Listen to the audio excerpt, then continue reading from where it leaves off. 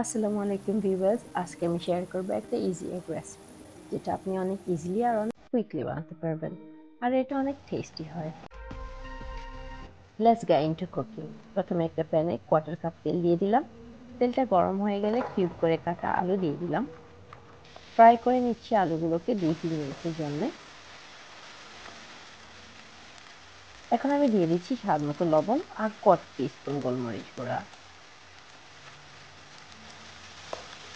এবার দিয়ে কিছুক্ষণ নেড়ে ছেড়ে দিয়ে দিচ্ছি পেঁয়াজ। পেঁয়াজকে আমি ফাইনলি চপ করে নিয়েছি।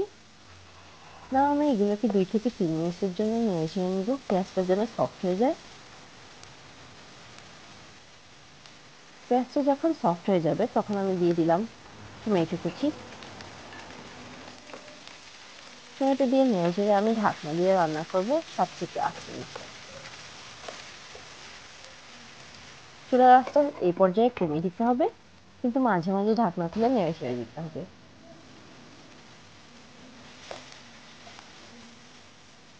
এখন আমি দিয়ে দিচ্ছি 3 টিস্পুন টমেটো পেস্ট। টমেটো পেস্টটা না দিলে হবে, এটা টোটালি অপশনাল। আমি দিয়েছি ডিফারেন্ট একটা ফ্লেভার আসবে তাই।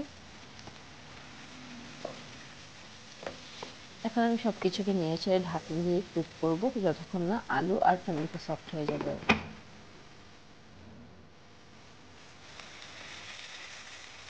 চেক করে নিচ্ছি আলু সেদ্ধ হয়েছে কিনা। আমার আলু আর টমেটোগুলো সেদ্ধ হয়ে গিয়েছে। এখন আমি একে একে ডিমগুলোকে দিয়ে দিচ্ছি।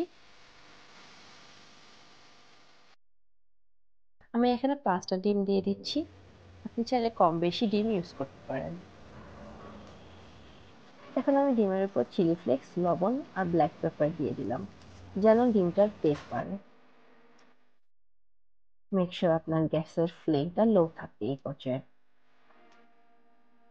এখন ঢাকনা দিয়ে কুক করবো 2 মিনিটস।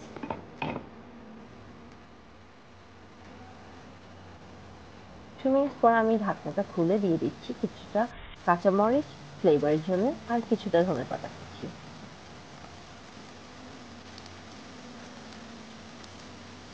এখন ঢাকনা দিয়ে কুক করব আরো 2 থেকে 3 মিনিট। মেক শিওর আপনার চুলার আঁচটা লো থাকে, নয়তো নিচে দিয়ে লেগে যাওয়ার সম্ভাবনা বেশি। সো ফাইনালি আমার ডিমটা রান্না হয়ে গেছে। আমি ডিমের ইয়কটা নরম লাইক করি, তাই কম টাইম রান্না করেছি। আপনি যদি ইয়কটা নরম না লাইক করেন তাহলে আরো কিছু মিনিট রান্না করে নেবেন, কিন্তু মেক শিওর করতে হবে চুলার আঁচটা যেন লো ফ্লেমে থাকে।